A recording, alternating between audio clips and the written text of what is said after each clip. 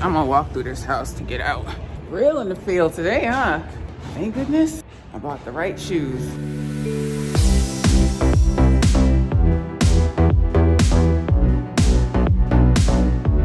Hi, it's Natasha Bazile with SoldByNat.com, associate broker with Virtual Properties Realty in Georgia.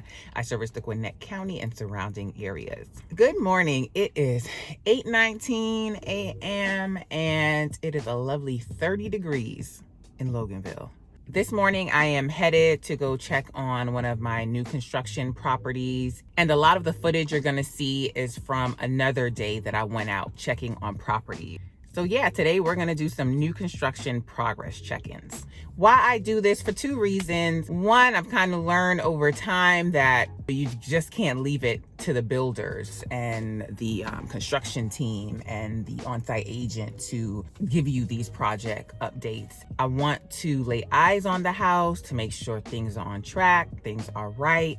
And then also, I have several clients that are locally. So, I know a few of them, they go out like either every Saturday or every Sunday and check on the progress. But then I have others that can't make it out there as often, especially the ones that are relocating from out of state, like they can't get here. So the pictures and the videos make them feel like they're involved throughout the process. So let's get on the road. The first stop is going to be in Stone Mountain, Georgia. So I'm going to get on Highway 78 and take that straight down, almost like I'm getting on the 285, but I'm actually not. Enjoy the views of Stone Mountain.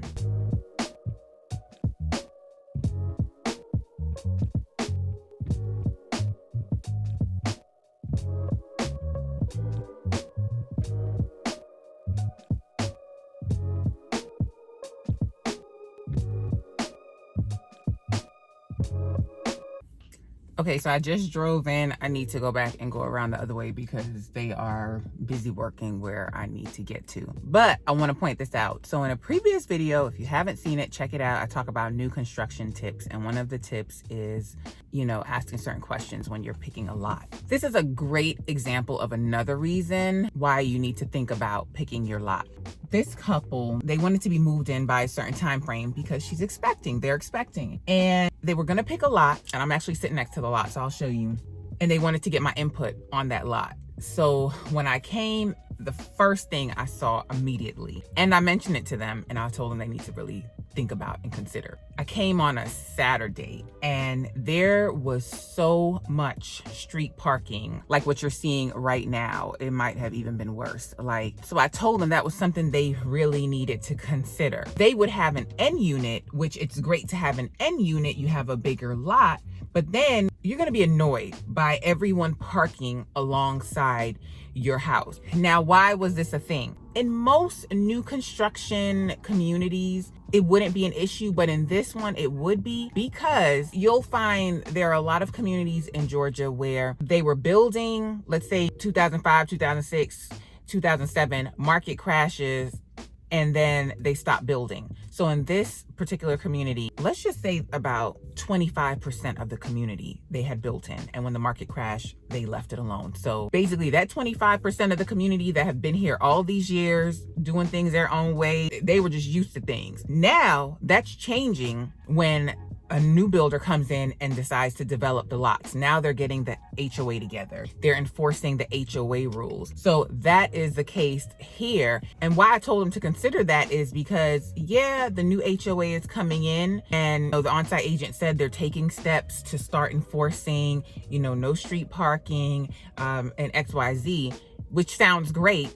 But I had the conversation with them, like, that sounds all well and good, but you have to be okay with, if it doesn't work out how they intend, like if these current homeowners continue to be defiant and do what they want to do, just consider that and be okay with possibly having to deal with that. Because once the builder finishes building and they're out of the community, they turn it over to the HOA. So we don't know, how effective the HOA is going to be. So that was something they really took into consideration, and they decided to go to the other side of the community where they're not going to have that issue, or they're definitely not going to have it like they would on the right side of the community, because all of the homes on the left side are newer. So all of the homeowners coming in are already coming in from the gate understanding the HOA covenants, and they kind of haven't been spoiled by bad habits like the other side of the community. All right, so this would have been the lot that they were gonna pick, and they could have gotten in sooner, but considering that factor and the uncertainty, they went ahead and picked a home that is on over there. So that's where we're headed.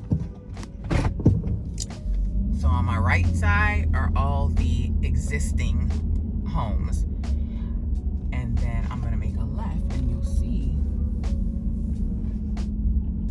all of these newer homes. So everybody's coming in here on the same page. And a huge difference with the initial phase of the community and the newer phases is the newer phases have garages. So they can park their cars in the garage. If they needed additional parking, you know, they could park out here in the driveway. But with the newer phase, they don't have any garages. So that's why the street parking is rampant. So it appears that I'm not gonna be able to get through to either side because they're working on all the homes on this row. I'm determined to get a picture, so I am going to walk through the backyards and hope nobody yells at me. All right, I have to be quick because I'm parked in front of somebody's house, and these are private residences. Let's see what we can do.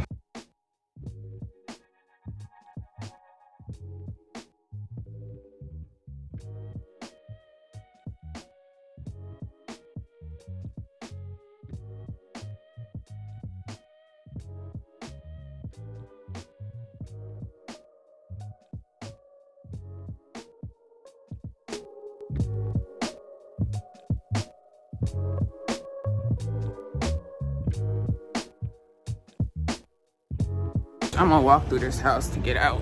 Real in the field today, huh? Thank goodness I bought the right shoes.